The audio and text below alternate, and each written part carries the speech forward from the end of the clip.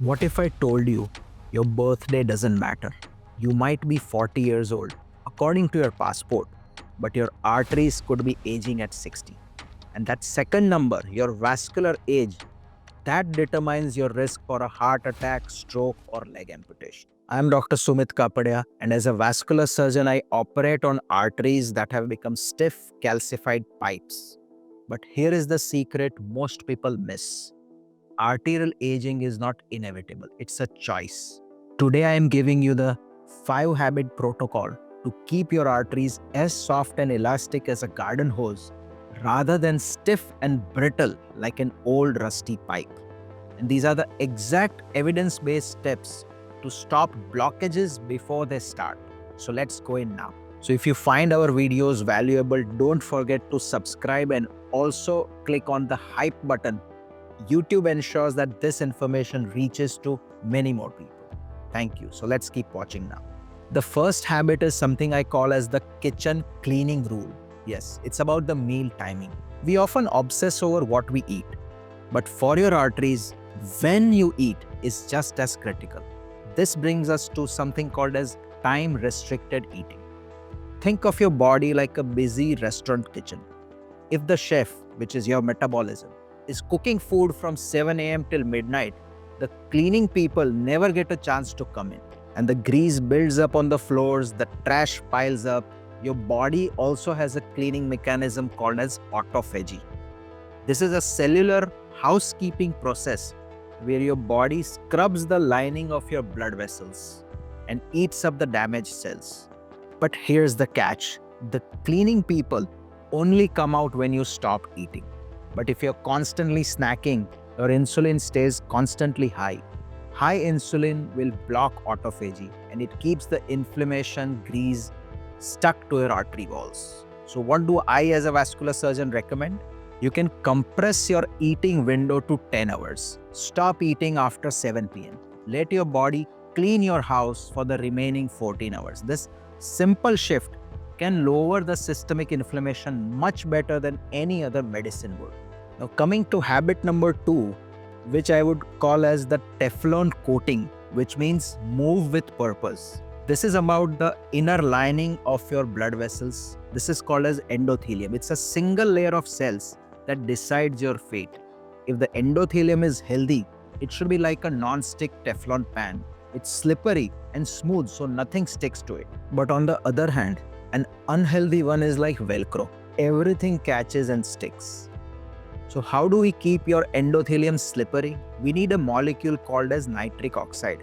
And the best way to produce it is through shear stress. So when you exercise, specifically brisk walking or cycling, the blood flows faster. It physically rubs against the artery wall, and this friction will signal your body to release nitric oxide, which dilates the vessel and polishes the Teflon coating. So my prescription would be do a zone 2 cardio, which can be walking, swimming, running, cycling, whatever suits you. Do it 30 minutes a day, 3 times a week. That will work wonders for improving your metabolism. Along with this, if you can add on resistance training 2 to 3 days a week, because muscle is like a sponge for blood sugar, and it will prevent glucose spikes that scratch the artery walls in the first place. So a mix of both will be very beneficial for your vascular health. Now to understand habit 3, I'll give you an example. It's about firefighters versus gasoline. And that's where the omega-3 index is very important. So atherosclerosis, the process of clogging of arteries, is essentially like a fire inside your blood vessel. And we need to send in the firefighters. The most important and potent firefighters we have are omega-3 fatty acids. These aren't just good fats, they are biological signalers. They actually burrow into the cell wall and stabilize the plaque so that it doesn't rupture. But the problem is that our modern diet is full of omega-6, which are mainly vegetable oils, processed foods, which act like gasoline on the fire. And there's an index which is a comparison of omega-6 versus omega-3. And many people I see have an imbalance of that. Too much of gasoline, less of firefighters. So we need to raise your omega-3 index to above 8%. That is the therapeutic zone where we see a massive reduction in sudden cardiac death. So as a vascular surgeon, here's my prescription to increase your omega-3. You should have omega-3 rich foods, and fish or fish oils are the best of supplements. But I know many of my viewers are vegetarians, and you might be eating flax seeds, chia seeds, and even walnuts. They're excellent superfoods, rich in omega-3, and they're healthy. You should eat more of them. But there's a medical reality which I must tell you about. Your body has to convert the plant-based omega-3 into an active form to protect your heart, and this conversion rate may be very low in some people. Now coming to habit number 4, which is very important, is to focus on sleep and stress. Do you know what happens to your blood pressure when you're asleep? In a healthy person, the blood pressure should drop by 10 to 20% at night. We call this dipping. It gives your arteries a rest from the constant pounding of the day. But if you're chronically stressed or you sleep poorly less than 7 hours, then your cortisol stays high, you become a non-dipper. So your arteries are constantly hammered by high pressure 24 hours a day non-stop. And this accelerates hardening faster than high cholesterol. So as a vascular surgeon, my prescription here would be that treat sleep like a medical procedure. Having a cool, dark room, avoiding screens 60 minutes before bed work wonders. And if you have stress, do try out stress relaxation techniques to reduce the amount of stress. Coming to habit number 5, finally we need to talk about rust. Oxidative stress is essentially your arteries rusting from inside out. And to stop rust, you need what are called as antioxidants. That is why I recommend the Mediterranean style of eating.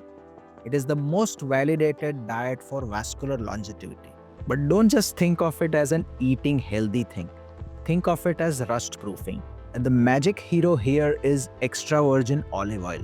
It contains polyphenols that improve the elasticity of your arteries almost immediately after consuming it. It helps your blood vessels stretch. Combine that with fiber from legumes and oats. Fiber acts like a sponge in your gut, soaking up excess cholesterol before it even gets to your bloodstream. So my prescription here would be to add rather than subtract. Add 2 teaspoonfuls of high quality extra virgin olive oil in your meal. Add 1 cup of berries or dark leafy vegetables to every meal. These are your rust proofers. So dear viewers, arterial aging is a biological process, but the rate at which it happens is largely in your hands. You can choose to have stiff old pipes, or you can choose to keep them young, elastic, and free-flowing. Start with one of these habits today. Maybe it's the 10-hour window, maybe it's the walk after dinner. Just start. And if you want to know about more specific foods that can clog arteries, the ones that you need to avoid to make your habits work, do see this video.